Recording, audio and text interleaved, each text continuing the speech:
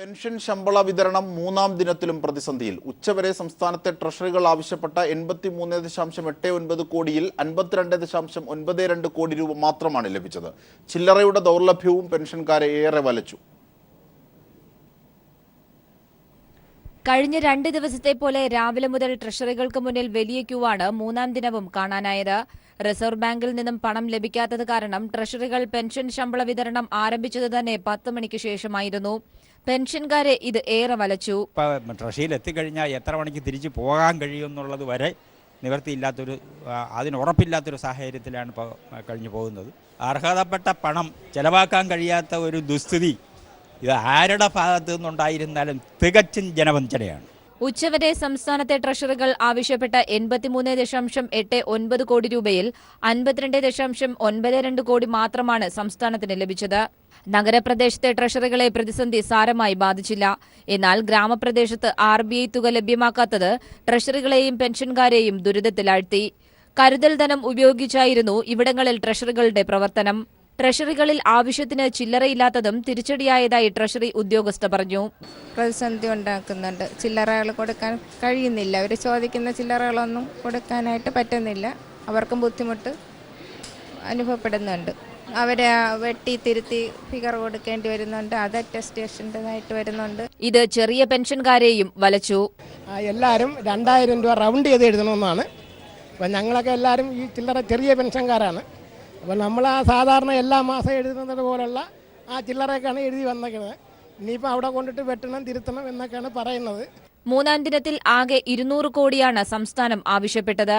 Currency ദൗർലഭ്യം നിലനിൽക്കുന്നതിനാൽ ഇതിൽ ഉച്ചവരെയുള്ള തുക പോലും ലഭിക്കാത്തത് കാരണം പ്രതിസന്ധി സംസ്ഥാനത്ത് തുടരുകയാണ്. News bureau, Thiruvananthapuram. നോട്ട് പ്രതിസന്ധിയിൽ ചെന്നിത്തലയുടെ പരാമർശത്തിന് തോമസ് ഐസക്കിന്റെ മറുപടി. ചെന്നിത്തലയുടെ നിലപാട് BJPയുടേതാണ്.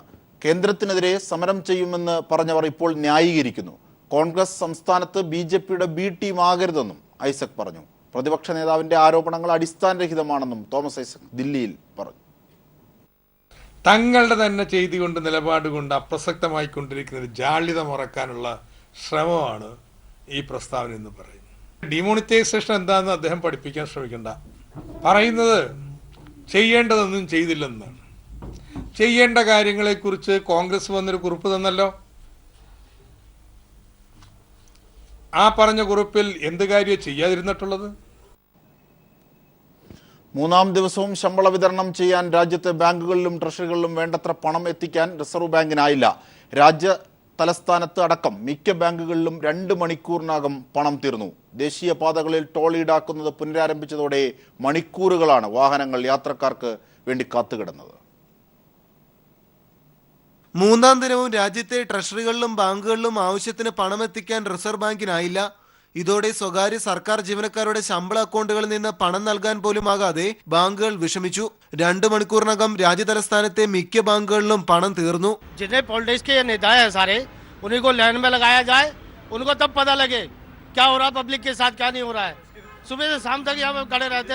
ദേശീയപാതകളിൽ ടോൾ പിരിവ് പുനരാരംഭിച്ചതോടെ മണിക്കൂറുകളാണ് വാഹനങ്ങളുമായി കാത്തു നിൽക്കേണ്ടി വന്നത്.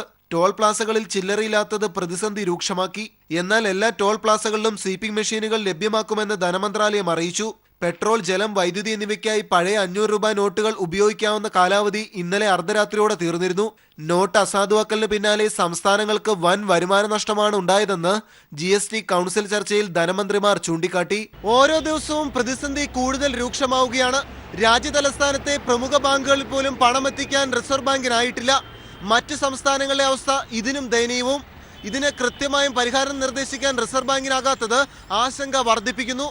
Manushankar, news bureau, Delhi. Note പ്രതിസന്ധിയിൽ സംസ്ഥാന സർക്കാർ സർവകക്ഷി യോഗം വിളിക്കണമെന്ന് പ്രതിപക്ഷ നേതാവ് രമേശ് ചെന്നിത്തല ആവശ്യപ്പെട്ടു. സഹകരണ മേഖലയെ പ്രതിസന്ധിയിലാക്കിയെന്നും ചെന്നിത്തല പറഞ്ഞു. കേരളം മറ്റ് സംസ്ഥാനങ്ങളുമായി താരതമ്യം ചെയ്യാൻ കഴിയില്ല. കാരണം നമുക്ക്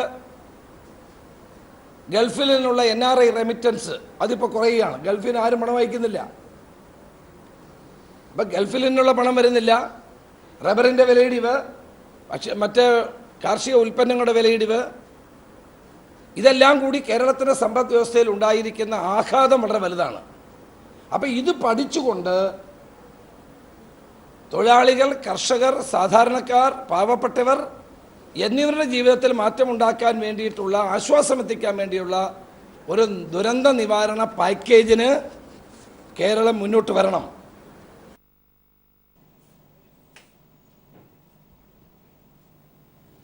റിലയൻസിന് പിഴ 500 രൂപ മാത്രം. പ്രധാനമന്ത്രിയുടെ ചിത്രം പരസ്യത്തിൽ ഉപയോഗിച്ച റിലയൻസ് ജിയോയോട് 500 രൂപ മാത്രം പിഴ ഈടാക്കി നിയമ നടപടികൾ അവസാനിപ്പിക്കാൻ നീക്കം. കോർപ്പറേറ്റുകൾക്ക് വേണ്ടി വഴിവിട്ട ഇടപെടൽ നടത്തുന്നുവെന്ന ആരോപണം നിലനിൽക്കെയാണ് സർക്കാരിന്റെ പിഴ ഈടാക്കൽ പ്രഹസനം. പ്രധാനമന്ത്രി നരേന്ദ്രമോദിയുടെ ചിത്രം ഇലക്ട്രോണിക് അച്ചടി മാധ്യമങ്ങളിലെ പരസ്യങ്ങളിൽ മുകേഷ് അംബാനിയുടെ റിലയൻസ് ജിയോ അനുമതിയില്ലാതെ ഉപയോഗിച്ചിരുന്നു. ഇത് വിവാദമായതോടെയാണ് വെറും 500 രൂപ മാത്രം പിഴ ഈടാക്കി നിയമ നടപടികൾ അവസാനിപ്പിക്കുവാൻ കേന്ദ്രമൊരുങ്ങുന്നത്. പേരും ചിഹ്നങ്ങളും ദുരുപയോഗം ചെയ്യുന്നത് തടഞ്ഞുകൊണ്ടുള്ള 1950 നിയമപ്രകാരം ഇത്തരം കുറ്റങ്ങൾക്ക് 500 രൂപയാണ് പിഴയെന്നാണ് കേന്ദ്രത്തിന്റെ മറുപടി. എന്നാൽ പരസ്യത്തിൽ പ്രധാനമന്ത്രിയുടെ ചിത്രം ഉപയോഗിക്കാൻ ആർക്കും അനുമതി നൽകിയിരുന്നില്ലെന്ന് കേന്ദ്ര വാർത്താവിതരണ പ്രക്ഷേപണ സഹമന്ത്രി രാജ്യവർദ്ധൻ സിംഗ് റാത്തോഡ് ഇന്നലെ പാർലമെന്റിൽ അറിയിച്ചിരുന്നു. അതേസമയം റിലയൻസ് ജിയോയുടെ പരസ്യങ്ങളിൽ പ്രധാനമന്ത്രിയുടെ ചിത്രം ഉപയോഗിച്ച വിവരം കേന്ദ്ര സർക്കാരിന്റെ ശ്രദ്ധയിൽപ്പെട്ടിട്ടുണ്ടെന്നും രാജ്യവർദ്ധൻ സിംഗ് റാത്തോഡ് അറിയിച്ചു. എന്നാൽ ഇതേക്കുറിച്ച് പ്രതികരിക്കാൻ റിലയൻസ് ജിയോ അധികൃതർ ഇതുവരെ തയ്യാറായിട്ടില്ല. പ്രധാനമന്ത്രിയുടെ ചിത്രം ഒരു സ്വകാര്യ കമ്പനി അവരുടെ ഉൽപ്പന്നത്തിന്റെ പരസ്യത്തിനായി വിനിയോഗിച്ചതിനെ പ്രതിപക്ഷം നിശിതമായി വിമർശിച്ചിരുന്നു. 500-1000 രൂപ നോട്ടുകൾ അസാധുവാക്കി പ്രഖ്യാപിച്ചതിനു പിന്നാലെ ഡിജിറ്റൽ പണമിടപാട് ആപ്ലിക്കേഷനായ പേടിഎമ്മും പരസ്യങ്ങളിൽ പ്രധാനമന്ത്രിയുടെ ചിത്രം ഉപയോഗിക്കുന്നുണ്ടെന്ന് പ്രതിപക്ഷം ചൂണ്ടിക്കാട്ടി. എന്നാൽ ഇതിന് എഴുതു തയ്യാറാക്കി നൽകിയ മറുപടിയിലാണ് പേരും ചിഹ്നങ്ങളും ദുരുപയോഗം ചെയ്യുന്നത് തടഞ്ഞുകൊണ്ടുള്ള 1950 നിയമത്തെക്കുറിച്ച് റാത്തോഡ് ചൂണ്ടിക്കാട്ടിയത്. അതേസമയം ഇതുമായി ബന്ധപ്പെട്ട കേന്ദ്ര സർക്കാരിന് പരാതിയൊന്നും ലഭിച്ചിട്ടില്ലെന്നാണ് ഔദ്യോഗിക വിശദീകരണം. സ്വകാര്യ കമ്പനി നിയമലംഘനം നടത്തിയിട്ടുണ്ടെങ്കിൽ തക്കതായ നടപടി സ്വീകരിക്കുമെന്നും അധികൃതർ വ്യക്തമാക്കി. പേരും ചിഹ്നങ്ങളും ദുരുപയോഗം ചെയ്യുന്നത് തടഞ്ഞുകൊണ്ടുള്ള നിയമപ്രകാരം കേന്ദ്ര സർക്കാരിന്റെയോ സർക്കാർ അധികാരപ്പെടുത്തിയിരിക്കുന്നവരുടെയോ അനുമതി കൂടാതെ ഉപയോഗിക്കാൻ പാടില്ലാത്ത 3 ഡസനോളം പേരുകൾ പ്രസിദ്ധീകരിച്ചിട്ടുണ്ട്. ഈ നിയമത്തിന്റെ 3-ാം സെക്ഷനിലാണ് ഈ പേരുകൾ പട്ടികയിലാക്കിയിരിക്കുന്നത്. രാഷ്ട്രപതി, പ്രധാനമന്ത്രി, സംസ്ഥാന ഗവർണർ, ഇന്ത്യയുടെയും സംസ്ഥാനങ്ങളുടെയും ചിത്രങ്ങളും ചിഹ്നങ്ങളും, മഹാത്മാഗാന്ധി, ഇന്ദിരാഗാന്ധി, ജവഹർലാൽ നെഹ്റു, ഐക്യരാഷ്ട്ര സംഘടന, അശോക ചക്രം, ധർമ്മചക്രം തുടങ്ങിയവയാണ് ഈ ഗണത്തിൽപ്പെടുന്നത്. News desk, people TV.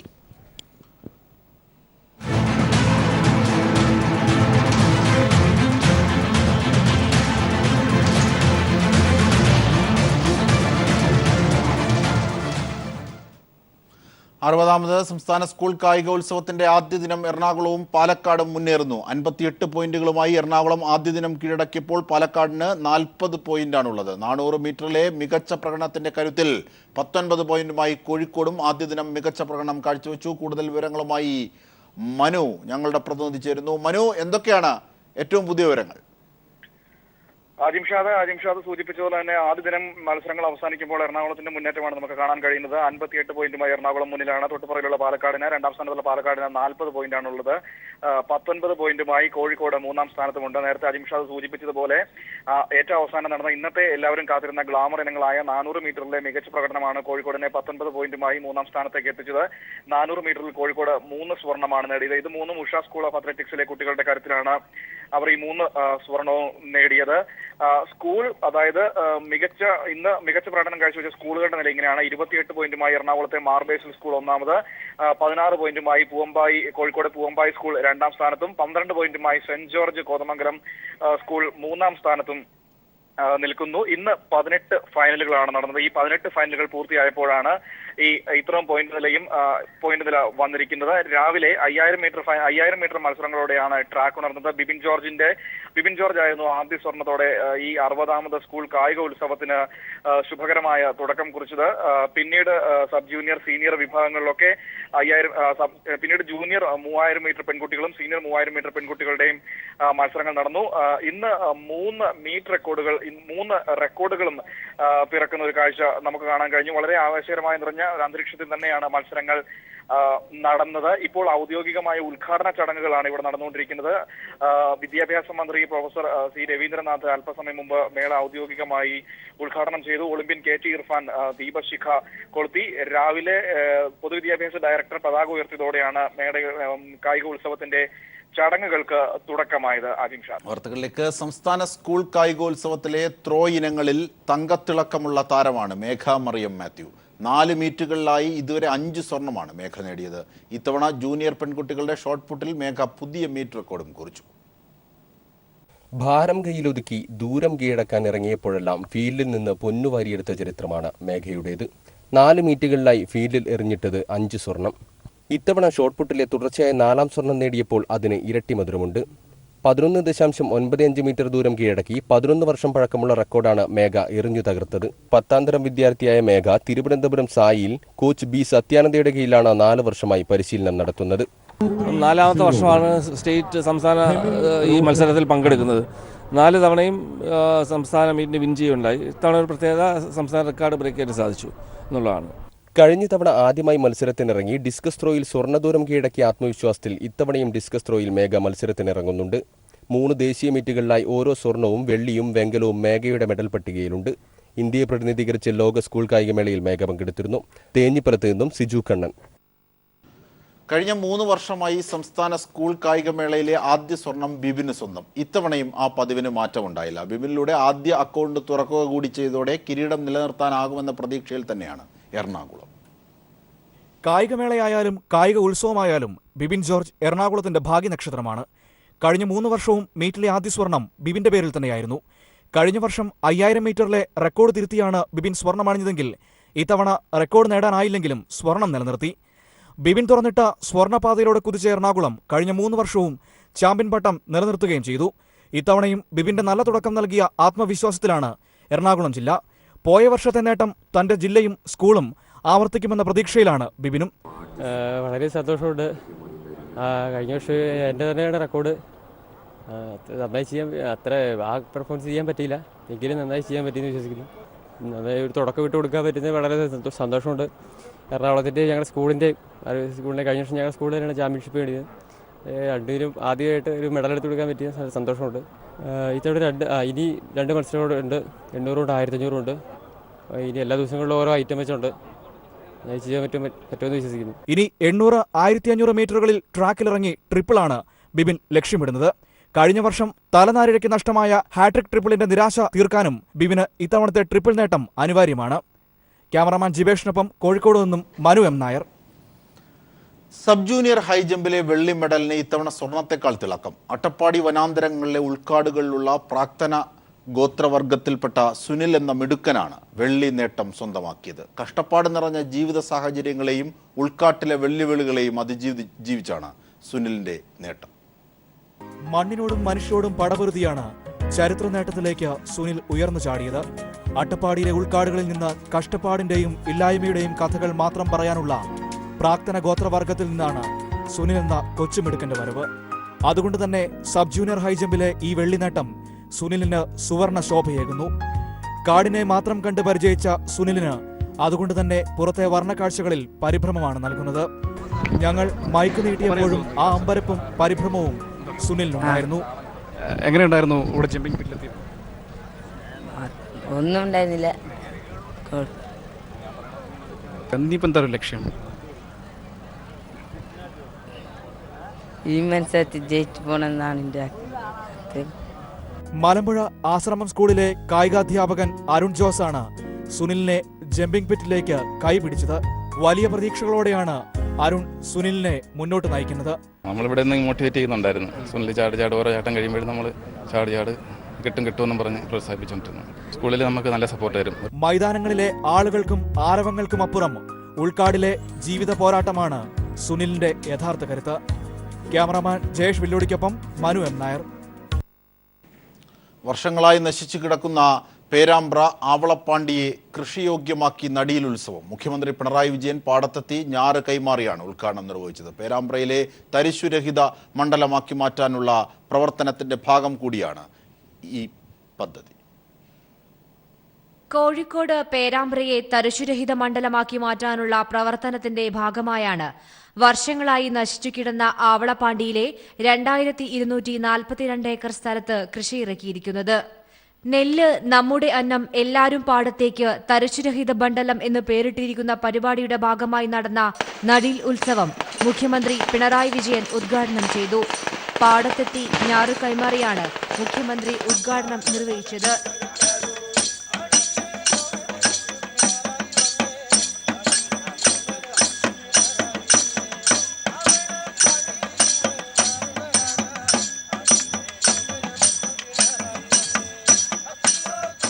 കൃഷി സംസ്ഥാനം ഒട്ടാകെ വ്യാപിപ്പിക്കണമെന്നും 5 വർഷം കൊണ്ട് നെൽകൃഷി 1.9 ലക്ഷം ഹെക്ടറിൽ നിന്ന് 3 ലക്ഷം ഹെക്ടറിലേക്ക് എത്തിക്കാൻ സർക്കാർ ശ്രമിക്കുകയാണെന്നും പുതിയ പദ്ധതികൾ ആവിഷ്കരിച്ചു വരുന്നതായും മുഖ്യമന്ത്രി പറഞ്ഞു.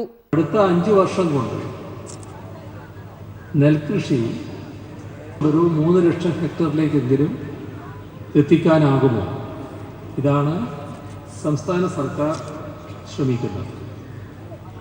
ഇതിനുവേണ്ടി വിവിധ രീതിയിലുള്ള പദ്ധതികൾ ആവിഷ്കരിച്ചിട്ടുണ്ട്. തൊഴിൽ എക്സൈസ് മന്ത്രിയും മണ്ഡലത്തിലെ MLAയുമായ TP രാമകൃഷ്ണൻ ചടങ്ങിൽ അധ്യക്ഷത വഹിച്ചു. ആവളപ്പാണ്ടിക്ക് പുതുജീവൻ പകർന്നു നൽകുന്ന നടീൽ ഉത്സവം കാണാൻ ആയിരങ്ങളാണ് എത്തിയത്. News bureau, Kozhikode. 500-ന്റെയും 1000-ന്റെയും നോട്ടുകൾ പിൻവലിച്ചതിന് പിറകെ നിർത്തലാക്കിയ ടോൾ പിരിവ് പുനരാരംഭിച്ചതോടെ മുംബൈയിലെ ടോൾ ബൂത്തുകളിൽ സംഘർഷാവസ്ഥ. നഗരത്തിലെ ബാങ്കുകളിലും ATMകളിലും ആവശ്യത്തിന് കറൻസി ലഭ്യമാക്കാതെ സർക്കാർ എടുത്ത തീരുമാനമാണ് മോട്ടോർ യാത്രക്കാരെ പ്രതിസന്ധിയിലാക്കിയത്. കറൻസി ക്ഷാമത്തെ തുടർന്ന് നിർത്തിവച്ചിരുന്ന ടോൾ പിരിവ് പുനഃസ്ഥാപിച്ചതോടെ മുംബൈയിലെ ടോൾ ബൂത്തുകളിൽ സംഘർഷാവസ്ഥ.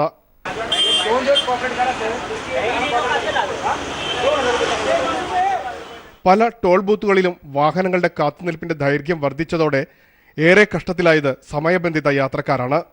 ആശുപത്രികളിലും വിമാനത്താവളത്തിലും എത്തിച്ചേരേണ്ട യാത്രക്കാരാണ് ടോൾ ബൂത്തുകളിലെ അനിശ്ചിതാവസ്ഥയിൽ ഏറെ ആശങ്കപ്പെട്ടത്. നിരോധിച്ച കറൻസികൾ ടോൾ ബൂത്തുകൾ നിർത്തലാക്കിയതും സർക്കാർ പ്രാബല്യത്തിൽ കൊണ്ടുവന്ന 2000-ന്റെ നോട്ടിന് ചില്ലറ നൽകാൻ കഴിയാത്തതുമാണ് ടോൾ ബൂത്തുകൾ നേരിടുന്ന പ്രതിസന്ധി. കാശില്ലാത്ത ATMും പണം നൽകാത്ത ബാങ്കുകളും ജനജീവിതം ദുസ്സഹമാക്കിയതിന് പുറകെയാണ് ടോൾ പിരിവ് പുനഃസ്ഥാപിച്ച് നഗരവാസികളുടെ അതിജീവന ശേഷിയെ സർക്കാർ പരീക്ഷിക്കുന്നത്. Premlal, news bureau, Mumbai. Note മാറാൻ ക്യൂ നിൽക്കുന്നതിനിടെ യുവതി ബാങ്കിനുള്ളിൽ പ്രസവിച്ചു. ഉത്തർപ്രദേശിലെ ദേഹാത് ജില്ലയിലാണ് സംഭവം. 2 മാസങ്ങൾക്ക് മുമ്പ് മരണപ്പെട്ട ഭർത്താവിന്റെ നഷ്ടപരിഹാര തുക വാങ്ങാൻ എത്തിയതായിരുന്നു യുവതി. കേന്ദ്ര സർക്കാരിന്റെ നോട്ട് പിൻവലിക്കൽ പദ്ധതി കാരണം രാജ്യത്ത് ഒട്ടേറെ പേർ മരണപ്പെട്ട വാർത്തകളാണ് മാധ്യമങ്ങളിൽ നിറഞ്ഞു നിൽക്കുന്നത്. എന്നാൽ പണത്തിനായി ബാങ്കിൽ ക്യൂ നിൽക്കുന്നതിനിടയിൽ ഒരു കുഞ്ഞിന് ജന്മം നൽകിയ വാർത്തയാണ് ഇന്ന് റിപ്പോർട്ട് ചെയ്യുന്നത്. ഉത്തർപ്രദേശിലെ കാൺപൂർ ദേഹാത് ജില്ലയിലാണ് 30-കാരിയായ സാർവേഷ എന്ന യുവതി പണം പിൻവലിക്കാൻ ബാങ്കിൽ ക്യൂ നിൽക്കുന്നതിനിടയിൽ കുഞ്ഞിന് ജന്മം നൽകിയിരിക്കുന്നത്. 2 മാസങ്ങൾക്ക് മുമ്പ് മരണപ്പെട്ട ഭർത്താവിന് ലഭിക്കേണ്ട നഷ്ടപരിഹാര തുക വാങ്ങാൻ ബാങ്കിൽ ക്യൂ നിൽക്കുമ്പോഴായിരുന്നു യുവതിക്ക് ബുദ്ധിമുട്ട് അനുഭവപ്പെട്ടത്. എന്നാൽ ബാങ്ക് അധികൃതർ ആംബുലൻസ് വിളിച്ചെങ്കിലും വാഹനമെത്താൻ കാലതാമസം നേരിട്ടതോടെ അധികൃതർ ബാങ്കിൽ തന്നെ പ്രസവത്തിന് വേണ്ടിയുള്ള സൗകര്യമൊരുക്കുകയായിരുന്നു. തുടർന്ന് സാർവേഷ ബാങ്കിനുള്ളിൽ തന്നെ ഒരു പെൺകുഞ്ഞിന് ജന്മം നൽകി. പിന്നീട് പോലീസ് സ്ഥലത്തെത്തിയാണ് അമ്മയെയും കുഞ്ഞിനെയും ആശുപത്രിയിലേക്ക് മാറ്റിയത്. അവസാനം ആശുപത്രിയിൽ അമ്മയും കുഞ്ഞും സുഖമായിരിക്കുന്നുവെന്ന വാർത്തയാണ് ലഭിക്കുന്നത്. എന്തായാലും പണമില്ലാതെ ജനങ്ങൾ നെട്ടോട്ടമോടുമ്പോൾ മോദി സർക്കാരിന്റെ നോട്ട് പിൻവലിക്കൽ നയം കൊണ്ട് ഒരു കാശ് പോലും ചിലവില്ലാതെ സുഖമായി പ്രസവിച്ചതിന്റെ സന്തോഷത്തിലാണ് യുവതിയും കുടുംബവും. News desk, people TV. കാനനവാസന് നിവേദ്യവുമായി കേരളത്തിന്റെ തനത് കലാരൂപമായ കളരിപ്പയറ്റ്. തൃശൂർ കുന്നംകുളം അരുവായി VKM കളരി സംഘമാണ് സന്നിധാനത്ത് അഭ്യാസ പ്രകടനം നടത്തിയത്. തുടർച്ചയായി 5ാം തവണയാണ് VKM കളരി സംഘം ധർമ്മശാസ്താവിന് മുന്നിൽ കളരി അഭ്യാസം നടത്തുന്നത്. കെട്ടുനിറച്ച സന്നിധാനത്തെത്തി അയ്യപ്പനെ വണങ്ങിയ ശേഷമാണ് സംഘം അരങ്ങിലെത്തിയത്. കളരിയുടെ പ്രാഥമിക രൂപമായ പുത്രവന്ദനത്തോടെയാണ് അഭ്യാസ പ്രകടനത്തിന് തുടക്കമായത്.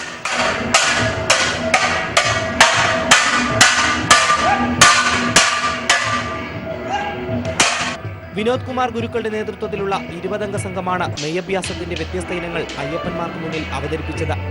വരാറുണ്ട്, 5 വർഷമായിട്ട് അടുപ്പിച്ച് വരുന്നുണ്ട്.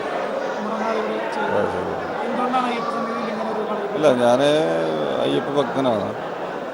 എനിക്ക് വളരെ വിശ്വാസമാണ്. അപ്പോൾ അതുകൊണ്ട് പേരിൽ ഞാൻ വിശ്വസിച്ചതിൻ്റെ പേരിൽ എനിക്ക് സന്നിധാനത്ത് വന്നിട്ട് കളരിപ്പയറ്റ് പ്രദർശനം നടത്തണമെന്ന് വലിയൊരു ആഗ്രഹം ഉണ്ടായിരുന്നു.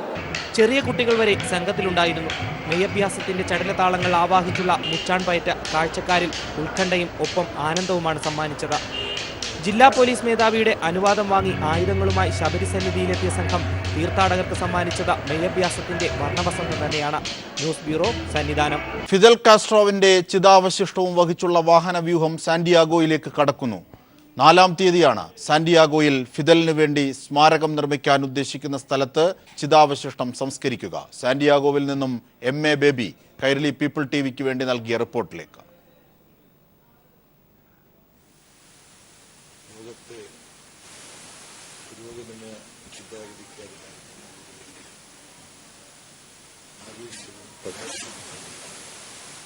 സഖാവ് ഫിദൽ ഓർമ്മയായി തീർന്നിരിക്കുകയാണ്. ഞാനിത് കൈരളി പീപ്പിൾ ചാനലിന് വേണ്ടി പറയുമ്പോൾ സഖാവ് ഫിദൽ കാസ്ട്രോയുടെ ചിതാവശിഷ്ടങ്ങളുമായിട്ടുള്ള വാഹനവ്യൂഹം ക്യൂബയുടെ കിഴക്കേ ഭാഗത്തുള്ള പ്രധാന പട്ടണമായ സാന്റിയാഗോ ഡി ക്യൂബ ലക്ഷ്യമാക്കി അതിൻ്റെ പ്രയാണം ഇപ്പോഴും തുറന്നുകൊണ്ടിരിക്കുകയാണ്. ഇന്നലെ സാന്റാ ക്ലാര എന്ന പട്ടണത്തിലായിരുന്നു സഖാവ് ചെഗുവേരയുടെ സ്മാരക സ്ഥാനത്ത് സഖാവ് ഫിദലിൻ്റെ ഭൗതികാവശിഷ്ടം ഒരു രാത്രിയിൽ സൂക്ഷിച്ച് വച്ചിരുന്നത്. ഇത് സഖാവ് ഫിദലിൻ്റെ തന്നെ ആഗ്രഹപ്രകാരമായിരുന്നു. ഗ്രാൻമയിൽ ക്യൂബയുടെ മോചനത്തിനു വേണ്ടി തൻ്റെ ഒപ്പം യാത്ര ചെയ്ത് ക്യൂബയുടെ മോചനത്തിൽ വളരെ വിലപ്പെട്ട സംഭാവനകൾ നൽകിയ തൻ്റെ ഉറ്റ സഖാവും രക്തസാക്ഷിയുമായ സഖാവ് ചെഗുവേരയുടെ ഭൗതികാവശിഷ്ടം സാന്റാ ക്ലാര പട്ടണത്തിലാണ് ഒരു സ്മാരക മന്ദിരത്തിൽ അടക്കം ചെയ്തിട്ടുള്ളത്.